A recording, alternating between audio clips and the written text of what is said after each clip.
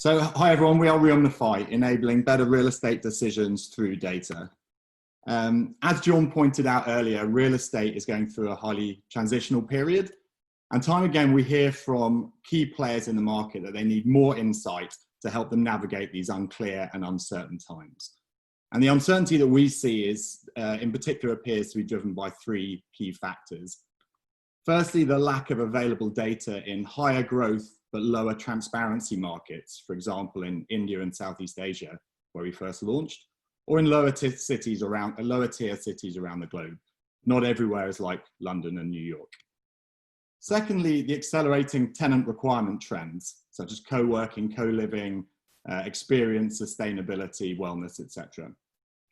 And thirdly, of course, highly volatile periods, like the current COVID crisis, and the spectre of a global recession, which would render conventional wisdom and existing models largely ineffective. At REOMNIFY, we propose that the answers are out there, but you need to learn to look in new places. We are a big data analytics platform harnessing alternative data sets to generate unique location insights. We gather information from over 1,000 non-traditional sources, currently exceeding 7 terabytes in volume, and non-traditional data, which can include key points of interest, traffic, crime, pollution, greenery, footfall data, etc., are typically overlooked. But yet, according to McKinsey, they can drive up to 60% of your predictive power in real estate. We gather data through partnerships, and we'll be announcing our first 15 data partners next month, but primarily through our own data collection techniques, including cutting-edge web scraping, cleaning and denoising of existing disorganized data sets, and computer vision applied to satellite imagery. Our AI engine allows our customers to visualize data sets, including their own, to drive specific insights and to undertake valuations based on a SaaS model. And we currently have live projects in 5 different countries. 3 very specific examples of live engagements we have at the moment include helping one of the world's largest asset managers to assess a potential acquisition target by helping them understand the likely future demand for office space in that specific area. Secondly, providing indices to some of the largest residential portals in Asia, including a greenery index and a lockdown livability index to assist more informed house hunting. And thirdly, one of the largest petrochemical companies is using our data to inform the rollout of petrol stations in second-tier cities where no reliable data was easily accessible before. We are also currently exploring opportunities in insurance and mortgage risk, and our tool is currently under assessment by the largest bank in Southeast Asia. Location intelligence is a huge and growing market, and our initial beachhead opportunity we valued at almost $1 billion. With many other areas such as telecommunications, insurance, finance, marketing, and healthcare also likely to benefit from our data sets and insights. The company was started last year by myself with a background in technology partnerships, and Girish, my business partner, who's a seasoned data scientist. And in many ways, we're the product of our time. We are bootstrapped, profitable from day one, and focused on sustainable growth, and of course, run 100% remotely. We've assembled a team of 12 exceptional advisors, engineers, and interns across Singapore, India, Europe, and the US. Despite being a new player with limited resources, we've been fortunate enough to have already been trusted by some very substantial companies, and in particular JLL and DBS Bank, who have been separately incubating us this year. We would love to discuss opportunities to collaborate, so if you are ready to start looking for answers in new places, please contact us. Thank you.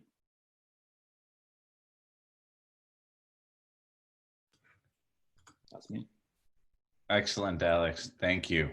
Excellent presentation. Congratulations. Again, we'll start first question from the jury, Angie.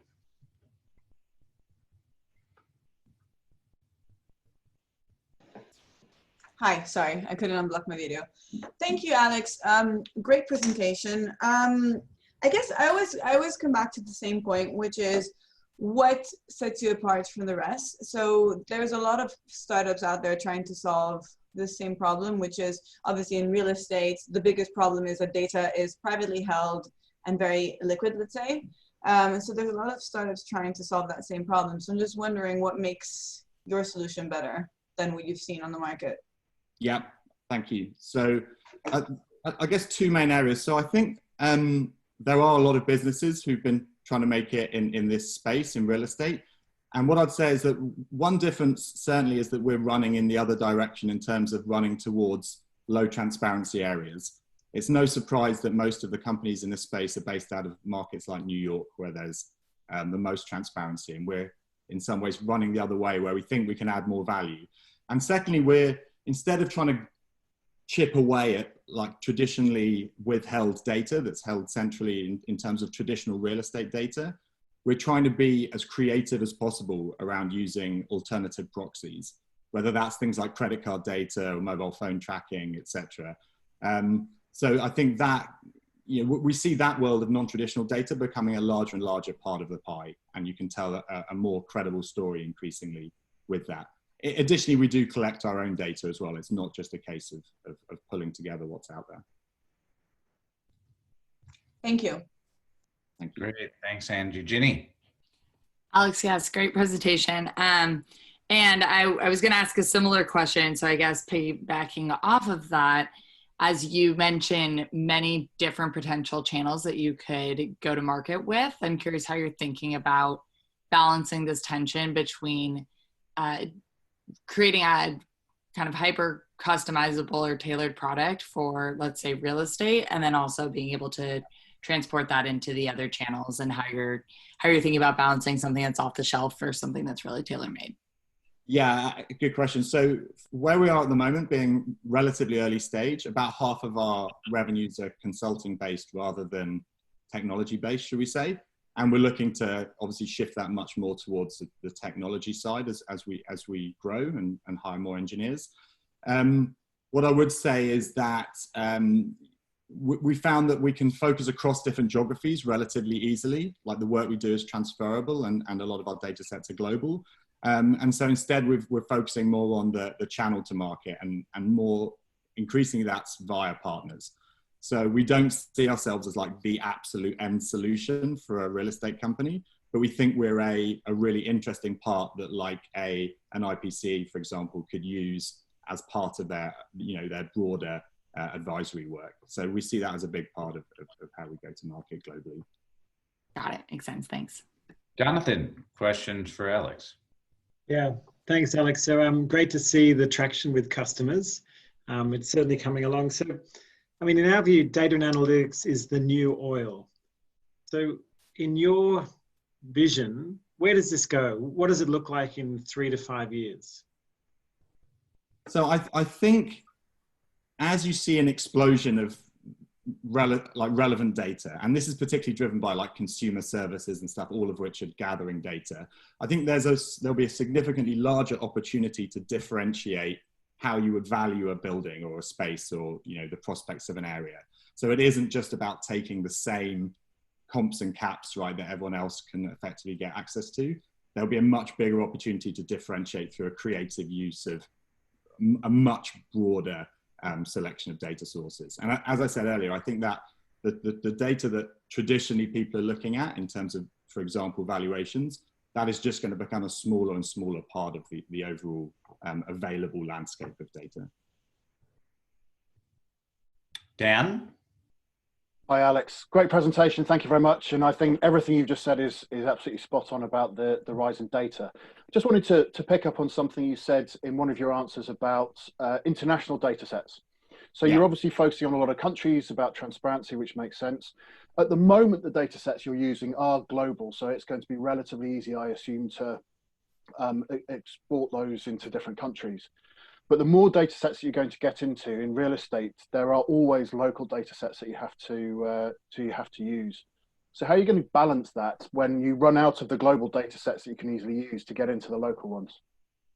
Yeah, good point. So where there are obvious holders of huge global data sets, like a MasterCard, right, for example, we do work directly with them. Where we've looked at local players, or local data sets, we've looked at partnering with local players who are already aggregating those. And that might be like a Radius in the UK or a PropStack type business in India. And so we've tried to focus on understanding who already holds data. We don't want to replicate the work that they're doing on a local level. Also, when we're looking at gathering our own data, for example, the models we're building around computer vision, although once we've built that, we found that about 80% of that is applicable to other markets. So for example, greenery analysis on satellite images in Singapore, like 80% of that work is replicable in Indonesia.